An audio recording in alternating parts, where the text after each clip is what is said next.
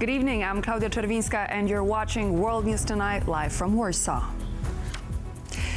George Simion, a right-wing candidate, has won the first round of a rerun presidential elections in Romania with over 40% of the vote and will face the centrist mayor of Bucharest, Nicu Sordan, in the next round of the elections. We'll have more on that in just a moment, but first, the latest headlines. Europe sees an increase in a nationalist presence among political parties and in local elections. Coalition agreement gets signed in Germany as the country is to see a new government. Strong reactions to U.S. President Donald Trump's social media post.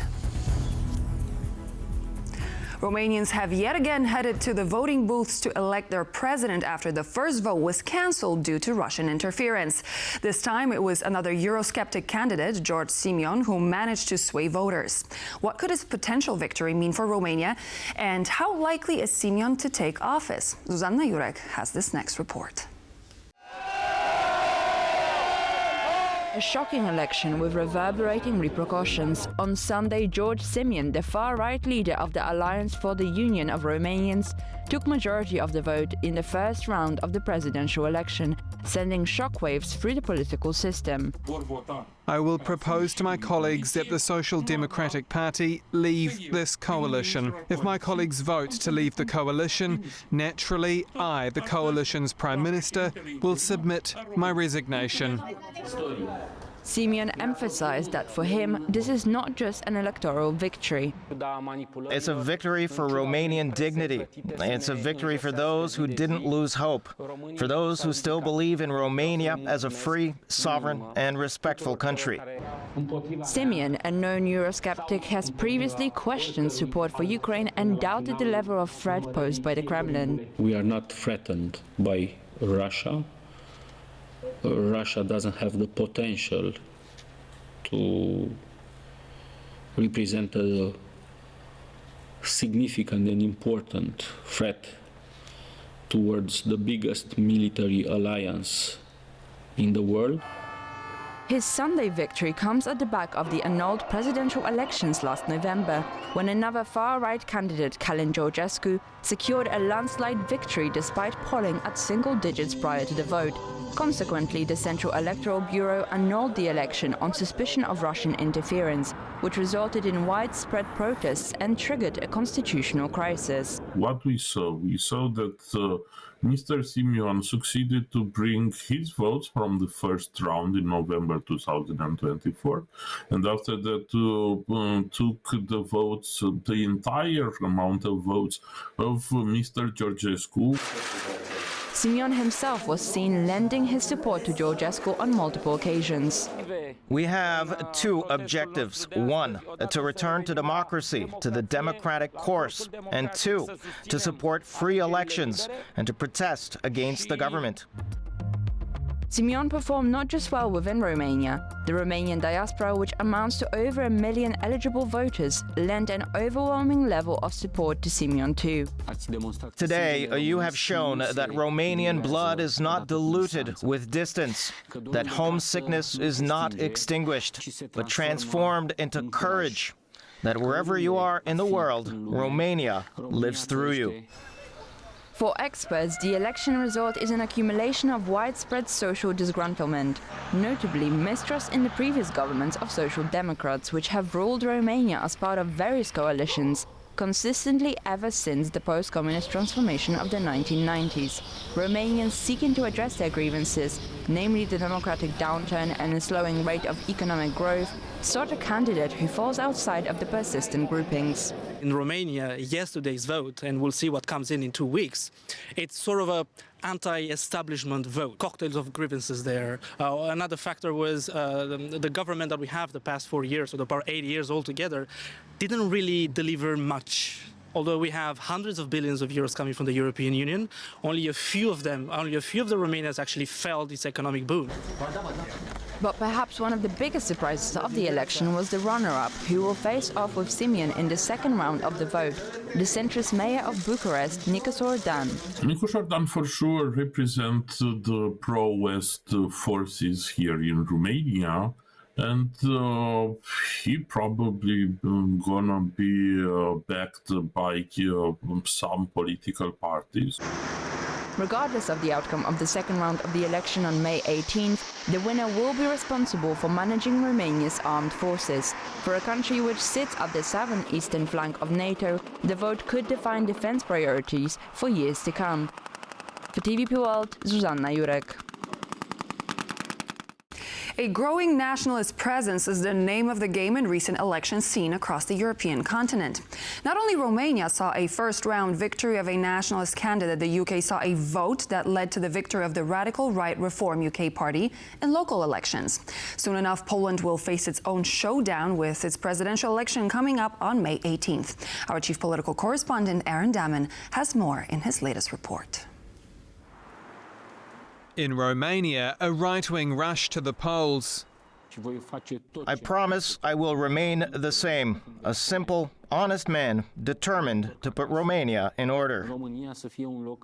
The hard right, George Simion, winning the first round of the country's presidential rerun as sympathisers of Donald Trump appear to gain ground throughout Europe. In the UK, the Reform Party, led by Trump ally Nigel Farage, also swept up support in Britain's local elections, wrestling ground from Conservative and Liberal heavyweights. If you look at the areas where sort of Reform did particularly well, and they're the areas that also supported Brexit, which lots of reasons that contributed to that, but it was that sort of distrust of the elites, the elite, this elite-driven project as they would perceive it. Across European governments and main opposition parties, nationalist movements are growing in influence, often driven by anti-immigration rhetoric and traditional values. Poland too will soon face its own populist test, this month's presidential election likely serving as a referendum on the centrist governing coalition. The government-backed candidate Rafał Trzaskowski has been leading in the polls, but after a slow start, Karol Nawrocki, who's endorsed by the right-wing Law and Justice Party, is picking up steam. Rafał Trzaskowski is desperate for this not to be a referendum on the government because for lots of different reasons, the government isn't very popular. The problem here is that the opposition has actually got to be able to channel that discontent. And this has been Karol Nawrocki's problem, which I think he's only just really starting to get to grips with and possibly changing the dynamic. Nawrocki is a Eurosceptic historian imitating Trump's rallying against the old world order, even meeting with the US president last week.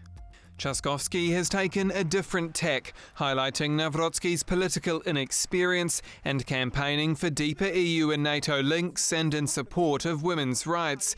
But some say the Warsaw mayor has drifted away from the centre to court Nawrocki's crowd. I would say that both of them are right-wing, but one of them is moderately right-wing, like classical European Christian Democrat currently, and Karol Nawrocki is far-right, not extreme right, but far-right. A lot of what Rafał Trzaskowski has been saying has, as Professor Wójcik intimated, has been pivoting to where he thinks he needs to be in order to win the election. At the heart of this vote is the negative power of the presidency, with outgoing President Andrzej Duda, a Law and Justice ally, stalling the government's proposed reforms that look set to continue under Nawrocki or change if Trzaskowski is elected. As the clock counts down to the first round on May 18 and an expected top two runoff on June the 1st, it's all to play for in another populist showdown. Aaron Daman, TVP World. This was a day Germany has long anticipated. The coalition agreement has been officially signed by the members of the new federal government. On Tuesday, the new Chancellor, Fredrich Merz, will be sworn in and inherit a flurry of issues with his administration will have to address, including economic stagnation, migration, and defense challenges. What is the new makeup of the government? This next report comes from Konrad Gorlinski. It's official, with papers signed Monday. Germany's new coalition government, led by the new Chancellor from the Christian Democratic Union, Fredrich Merz, is due to be sworn in Tuesday. If I'm elected tomorrow and the cabinet members are subsequently confirmed, you will have a government that is determined to move Germany forward with reforms and investments. With the CDU's major coalition partner and former governing party, the Social Democratic Party, announcing its key appointments on Monday, we now have a clear picture of what Germany's new cabinet will look like. SPD's co-leader Lars Klingbeil will take the role of Vice-Chancellor and Minister of Finance, while Boris Pistorius will remain in defense. Germany's new foreign minister will be Fredrich Merz's longtime ally Johann Wadephul, and Thorsten Frey will be head of the Chancellery. Experts emphasize the speed with which the government was formed. The formation of a government in 2017 and 2021 took much longer. So I would say they knew that they were under time pressure and they did it as quickly as possible. Pressure indeed. This new government is going to have to hit the ground running. It has pressing issues to tackle at home, including popular discontent with immigration, which has fueled the far-right AfD party, as well as a stagnating economy. It also has serious foreign policy issues, such as looming tariffs from the Trump administration and, of course, the ongoing war in Ukraine. Here, interestingly, keeping the SPD's Boris Pistorius as Minister of Defense, the only minister to keep his job from the previous government, says quite a lot. Boris Pistorius had always was a staunch supporter of Ukraine and somehow going against the wills of his own Chancellor Olaf Scholz. He was the most hawkish Social Democrat. Under this new government, there is a high likelihood that Taurus missiles may finally be delivered to Ukraine. There are also high hopes in Warsaw that relations with Berlin will improve. The CDU's new foreign minister, Johann Wadephul, was already seen in Warsaw meeting with Radosław Sikorski during a recent Conference League match between Chelsea London and Legia Warsaw. This is a remarkable choice given the fact that he will become the MFA from the same political party as the Chancellor. That is first for some time choice of this kind. And honestly speaking, Wadephul is a person who really knows Poland. Also, Merz himself is expected to make his first official visit as Chancellor to Paris Wednesday, and then he's expected in Warsaw soon afterwards. Both in style and in substance, Fredrich Merz is going to be reaching out to France and to Poland much more actively because he knows that Germany has, at the moment, a fraught relationship with both of them. Well, there's a lot riding on his government's success, and expectations are very high from both German citizens and their neighbors in Europe. Konrad Gorlinski, TVP World. Monday marks the second day of Ukrainian President Volodymyr Zelensky's official visit to Prague, where Czech Prime Minister Petr Fiala emphasized that a well-armed Ukraine was the best security guarantee for Europe and promised further support for the war-torn country. We're now going live to our Ukraine correspondent Oz Kataji to learn more. Good evening, Oz. So what kind of further support from the Czech Republic can Ukraine expect after this meeting? Well, one of the main things discussed is the 1.8 million rounds of artillery shells that the Czech Republic is providing to Ukraine through this ammunition drive. We've been at the leading forefront of European countries and their ability to provide artillery shells to Ukraine. One of the other things discussed is pilot training for those modern Western systems to be used by Ukrainian pilots, so offering that too. And on the diplomatic front, further support for Ukraine's EU accession desires, ambitions. This is a really important objective for Kyiv. So they'll be grateful for the support on the military front, particularly with the artillery shells that have helped restore some balance in the rate of fire between Ukraine and Russia on those front lines. Remember, there was a big artillery shortage here in Ukraine for many, many months, but that now has eased because of the supplies coming from the Czech Republic. However, Ukraine will be looking for more support, and that was definitely discussed on the agenda between the two countries, looking forward for 2026. Thank you so much. That was Oz Kataji reporting live from Kyiv. Polish Prime Minister Donald Tusk has called for more unity among European and transatlantic countries in the face of the Russian threat. His impassioned plea came as he attended an event marking the 80th anniversary of the liberation of the Netherlands. Our correspondent Alex Cadier has been following Prime Minister Tusk's visit. Good evening, Alex. So tell us, how symbolic were his remarks?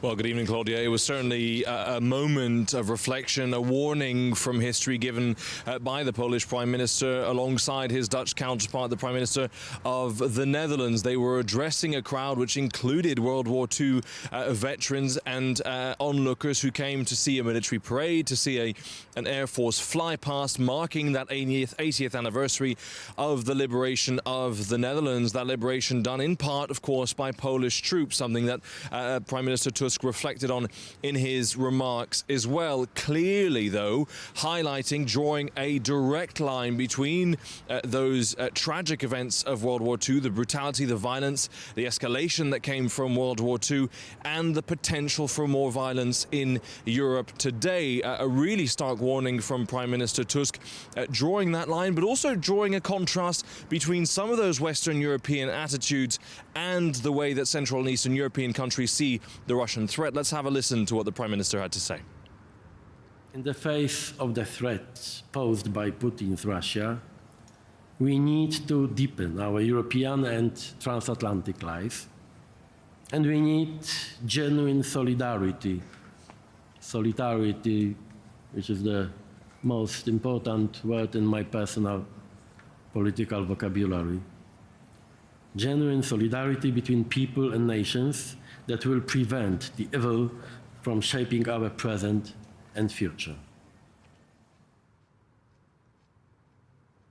So clearly a historic warning there from Prime Minister Tusk, really highlighting the difference, perhaps, as I said, between Central Eastern Europe and some of those Western countries. That was actually recognized by the Prime Minister of the Netherlands, Dick Schoof, in his response to Prime Minister Tusk's visit. He said this is why Europe needs to invest more in our own security, and gratefully acknowledged the leading role that Poland is playing in that discussion. Now, it was a moment for historic reflection, for gratitude for those World War II veterans present at the ceremony. There was, however, a bit of a disruption during protesters throwing a smoke bomb on stage while both prime ministers were there delivering remarks, about to light a torch. They were rushed off stage by their security, but no harm done, no arrests made. We understand that it may have been linked to a protest against the Dutch government's position in the war in Gaza. So a small blip there in these events. Otherwise, really looking back at history to inform the future,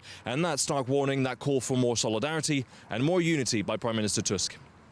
Definitely a small hiccup there, but important remarks on past and present. Thank you so much. From Brussels, that was Alex Cadier. Thank you for joining. For U.S. President Donald Trump, one highly lucrative position of power might simply not be enough. The U.S. president posted an AI-generated picture showing him as the next pope on his social media account. What some took as a light joke, others have criticized as a senseless display of ignorance only days after Pope Francis was buried in the Vatican. Anastasia Yanchenko has more in her original report. Dressed entirely in white, U.S. President Donald Trump is seen in a photo sitting on an ornately decorated chair, wearing full papal robes and a mitre, with one finger raised. At first sight, one may think this was a sarcastic meme generated and shared by Trump's fans or supporters. However, the photo was actually posted by Trump himself and later reposted by the White House. Trump, who is not Catholic, joked with reporters last week about becoming a pope, even expressing interest in the position. I'd like to be pope. That would be my number one choice. We have a cardinal that happens to be out of a place called New York who's very good, so we'll see what happens. He was referring to Cardinal Timothy Dolan, Archbishop of New York, who called the U.S. president's actions simply and shortly, well, it wasn't good. While the Catholic Bishops' Conference of New York, representing one of the largest Catholic communities in the U.S., reacted sharply, issuing a public rebuke.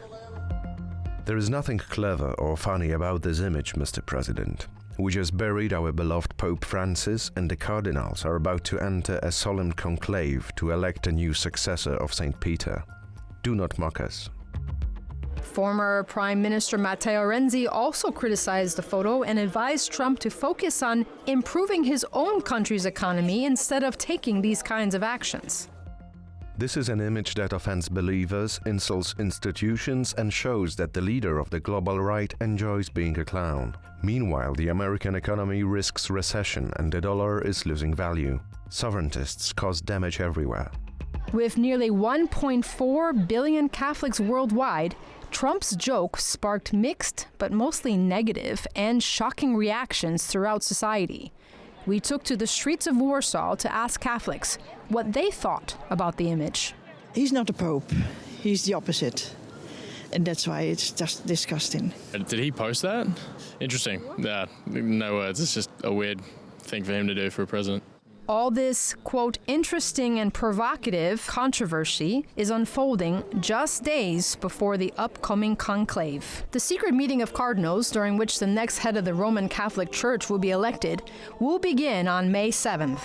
A total of 133 cardinals under the age of 80 are eligible to participate in the conclave. It is up to them to decide who will lead the Church's 1.4 billion faithful around the world. This report for TVP World, Anastasia Yanchenko. Significant events have taken place in the world of European politics. Romania held the first round of their presidential rerun, where a far-right candidate, George Simion, took over 40% of the votes. Germany saw a coalition agreement signed with a new government starting on Tuesday. Meanwhile, in the UK, the right-wing Reform UK party has won local elections, emphasizing changing tendencies among civil society. Natalie Tochi, director at the Istituto Affari Internazionali, joins me now on World News Tonight to discuss the latest. Good evening. Thank you for joining me on the program. My pleasure. My pleasure being with you. So George Simion, let's take a look. A far-right candidate, he won the first round of the elections in Romania. How likely do you think he is to win the second round, and why is he deemed a controversial candidate? Well, really quite likely is the short answer. We know that he, as you say, received 40% of the vote, which basically means that he's, just over 10% past the finish line. And we know that 13% of the vote went to another far left and far right, as we know and as we've seen elsewhere, tend to come together, candidate called Ponta. So on the one hand, there is a fairly high chance that Simion will be able to scrape up more support from the populist extremes. And on the other hand, the fact that the candidate that he's going to be running against, Dan, the mayor of Bucharest, may not necessarily garner all of the votes that in the first round went to Antonescu, the other, let's say, establishment, sort of pro-European leader. So you add both of these factors put together, and it basically means that the odds are at the moment very much stacked, I think, in favor of Simion. That, yes, you're absolutely right, should be classified as a populist far-right leader. So in the latest news, Prime Minister of Romania resigned, Marcel Ciolacu. We know that he made that decision recently. Why did he do that, and what's next for Romania with how things are unfolding right now? Well, I mean, it's very clear that essentially what has happened, I mean, everyone knew that Simion was going to do well in the first round, but he has done remarkably better than what many expected. The expectation was that he would be in the first round around the 30% mark. Polls were very wrong. It essentially means that the rerun of the presidential election, which, as we recall, was cancelled last year due to alleged Russian interference in that election, not only hasn't led to a different result, but if anything, has consolidated even further support for the far right. So essentially what we're seeing here is that as Russia pursues its strategy of reconstituting empire, and as that strategy obviously has a very hard military edge in Ukraine, Ukraine and looking at Poland and the Baltic countries, as Russia tries to reconstitute empire looking to the south, so from Moldova onto Romania, and of course with Hungary and Slovakia already in the pocket, if you may, it is very clear that it's a political strategy that Russia is pursuing that is at the moment proving to be really rather effective. So from Romania, let's now go to Germany, shall we? We have seen the coalition agreement being signed on Monday. We know that the next chancellor is going to be chosen on Tuesday. What do you think are the biggest surprises of the current government makeup?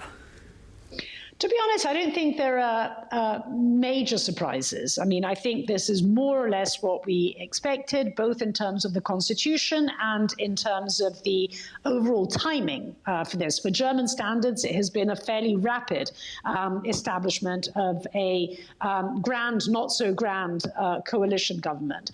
To me, the real question mark, looking ahead at Germany, but also connecting this back to the conversation that we've just been having about Romania, is the ability of this government to act as fast on actual policy and delivering on actual policy. Indeed, with the flurry of issues that Germany is facing right now, this is definitely going to be the timing issue as well.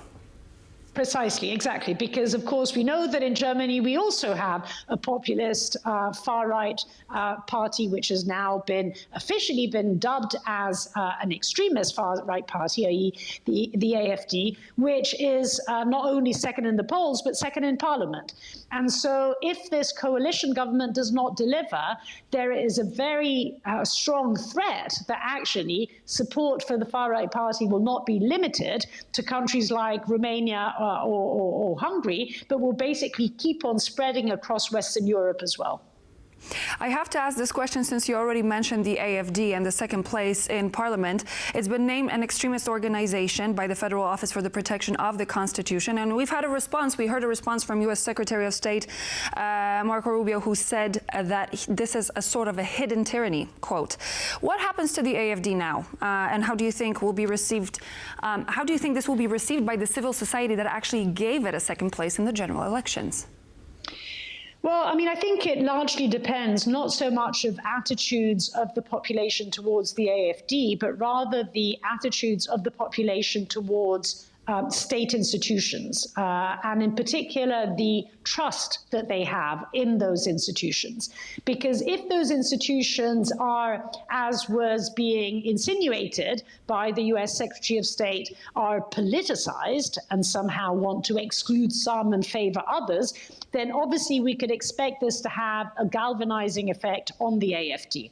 If, to the contrary, the public actually trusts its institutions and trusts that when those institutions determine something, they do so on the basis of fact, right? And they are not political and politicized, then you can actually imagine support for the AfD going down. But I want to return to the point that I was making earlier. I think the main determinant of the support for the AfD is actually going to be on the outcomes, the policy outcomes of the current coalition government. If the current coalition government, if, in a sense, mainstream politics delivers on results, enables Germany to exit the economic crisis that it has been in, particularly since Russia's large-scale invasion of Ukraine and the questioning of Germany's economic model, economic and energy model. So if basically results will be seen, then one can have some degree of confidence that support for the AfD will consequently go down. Our time is coming to an end, but very shortly, the final question. Reform UK won the control over local councils. Is this a referendum of the Labour Party that won the election in 2024? Well, I mean, I think it's always difficult to extrapolate national conclusions from local elections for a number of reasons. Often they have to do with the fact that people obviously feel freer to express certain protest votes in local elections, which are not seen as quote unquote mattering as much in some respects. So I don't think we should exaggerate in extrapolating from the local to the national.